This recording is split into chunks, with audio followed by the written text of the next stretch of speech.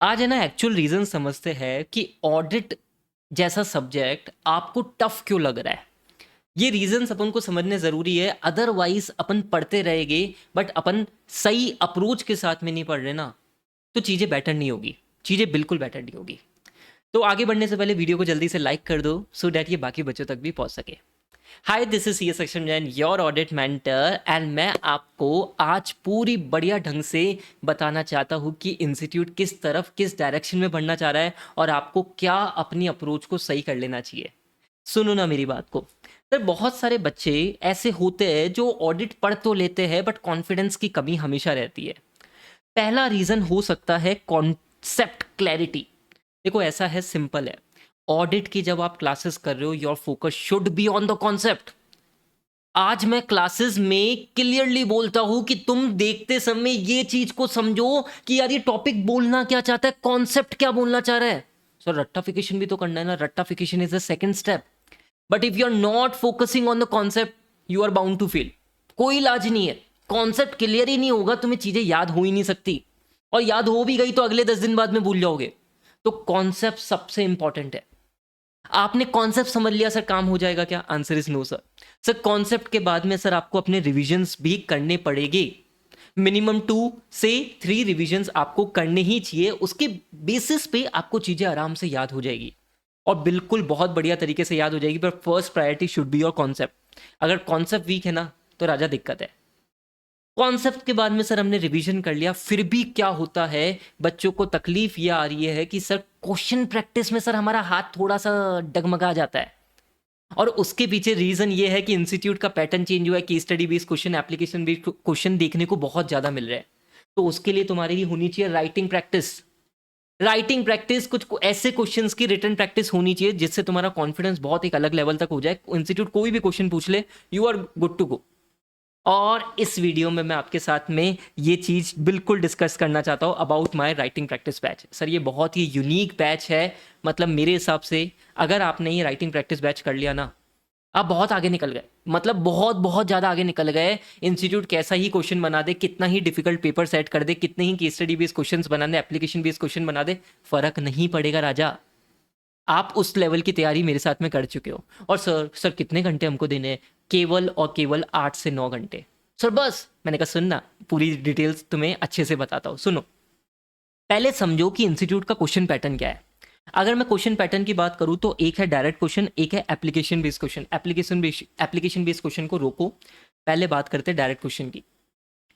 Old course में क्या होता था, डायरेक्ट क्वेश्चन पूछने का तरीका बड़ा कैजुअल होता था। 2 से 3 लाइन का क्वेश्चन देते थे और वो बच्चा भी पिक कर लेता था। अब इंस्टीट्यूट ने कहा चैट जीपीटी का ज़माना है, माहौल है, तो हम क्या करेंगे सर, इसी 2-3 लाइन के क्वेश्चन को चैट जीपीटी को बोलेंगे कि बेटा चैट जीपीटी 7 से 8 लाइन में ये क्वेश्चन ड्राफ्ट कर देना। चैट जीपीटी बढ़िया सी केस स्टडी बनाएगा और लास्ट में आपको रिक्वायरमेंट दे देगा। अब अगर आपकी सही अप्रोच है ना, तो सर ये केस स्टडी बेस्ड क्वेश्चन इतने डिफिकल्ट नहीं है, सिंपल रिक्वायरमेंट लिखी हुई होती है। और हमारा इस राइटिंग प्रैक्टिस बैच में सर ये वेरी डायरेक्ट क्वेश्चन पे तो फोकस ही नहीं रहेगा। क्लियर बता रहा हूँ सर, वेरी डायरेक्ट क्वेश्चन मेरा तो बिल्कुल फोकस नहीं रहेगा sir, case study based question पे अपना फोकस रहेगा। सर, एक और टाइप का क्वेश्चन आता है, that is application based question, जो इंस्टीट्यूट अपने पेपर में 20% क्वेश्चन ऐसे पूछने लगा है और इसका लेवल धीरे धीरे करके बढ़ेगा ही बढ़ेगा, I am pretty much sure. Sir, application based question में क्या होता है, एप्लीकेशन बेस्ड क्वेश्चन में आपको रिक्वायरमेंट बिल्कुल क्लियर नहीं होती कि एग्जैक्टली क्या पूछना चाह रहा है। वहां पे आपको अपना दिमाग लगाना पड़ता है। तो उन क्वेश्चंस की भी प्रैक्टिस अपन करेंगे। इंस्टीट्यूट 20% क्वेश्चन ऐसे पूछ रहा है, भाई ये लेवल बढ़ेगा धीरे धीरे करके। आपको दिखेगा कि पेपर में 50%, पेपर में 50%, मैं कह रहा हूँ not a small number, 50% paper आपको एप्लीकेशन बेस्ड क्वेश्चन देखने को मिलेगा। 1 अटेम्प्ट, 2 अटेम्प्ट, 3 अटेम्प्ट, धीरे धीरे करके सिचुएशन ऐसी हो जाएगी। तो you need a full proof planning. आपको प्रॉपर तरीके से इसका प्लान आउट करना पड़ेगा राजा। और मेरे हिसाब से राइटिंग प्रैक्टिस बैच बहुत बढ़िया होगा। मैं आपको एक चीज़ बोल दूं सर, आपने मेरे साथ में 8 से 9 घंटे की प्रैक्टिस कर ली ना, आपका काम हो गया। उसके बाद में आपने आईसीआई के जो मॉक टेस्ट पेपर रिलीज होते हैं, वो 2 टेस्ट दे दिए ना, यू आर डन, हो गया अपना। जो आपको फियर रहता है कि सर हमारी क्वेश्चन प्रैक्टिस नहीं हुई, हमारी राइटिंग प्रैक्टिस नहीं हुई स्पेसिफिकली, वो दूर हो जाएगा। और मैं आपको एक चीज़ बता दूं सर, बैच की प्राइस क्या है? बैच की प्राइस क्या है? बैच की प्राइस है 1500। नहीं सर, अभी थोड़ी सी डिस्काउंटेड प्राइस है आपके लिए, 1100 ओनली। और आपको एक चीज़ बता दूँ, मेरी तरफ से एक और गिफ्ट दे दूँ आपको। 1100 में मैंने आपको हार्ड कॉपी भी देनी है। सर हार्ड कॉपी किसकी? ऑडिट के नोट्स की और ऑडिट के क्वेश्चन बैंक की। सर 1100 में ये इंक्लूडेड है? Yes yes my dear people, this is a special offer. 1500 के बैच को हमने 1100 रुपये का कर रखा है अभी के लिए, एंड यहाँ पे आपको बुक्स भी इंक्लूड करके मैं दूंगा। तो मेरे हिसाब से एक्चुअल में मैं क्या बैच की प्राइस मिनिमम टू मिनिमम रखना चाहता था, बिकॉज ये एक एडिशनल चीज़ है जो मैं चाहता हूँ स्टूडेंट्स करें। 8 से 9 घंटे अपने लगा के अगर आपको कोई चीज़ बहुत बढ़िया कॉन्फिडेंस दे दे ऑडिट में, मेरे हिसाब से वो करनी चाहिए। साथ के साथ में सर हार्ड कॉपी जो ऑडिट के नोट्स है, बहुत ही प्यारे नोट्स है भाई। Question bank, updated question bank, अगर आपको ये सब मिल रहा है तो मेरे हिसाब से मौका छोड़ना नहीं चाहिए।